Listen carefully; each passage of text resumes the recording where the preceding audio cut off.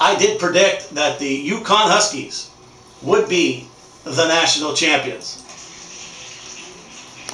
Thank you. Thank you very much. Although I did pick the score to be 78-72, you know, I couldn't predict that Butler would shoot 18.8%. You know, just a horrible shooting night for the Butler Bulldogs. Their second appearance in the national tournament, and of course their second loss in the national tournament. But you know, it was a tough night for both teams. You know, both teams were really cold at the start of the basketball game. You know, and Butler never really did get into a rhythm. They actually scored one bucket in 13 minutes in the second half.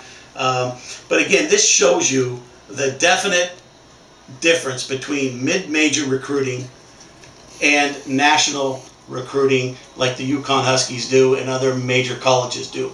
You know, you're going to get good players, and Brad Stevens is an outstanding young coach, and if you know your basketball, they play extremely great defense.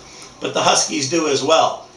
Jim Calhoun is one of the better basketball coaches in the country, and they also defend very well. So when you get two teams that are defending and playing all out because it's the national tournament, you're going to get a low-scoring game.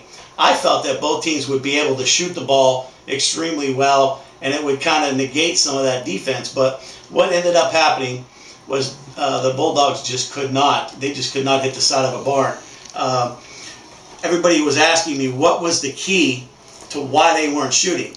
Well, let me tell you, these are 18 to 22-year-old fellas, all the pressure in the world on them. For Butler, this was a return trip. You know, they nearly beat Duke the year before.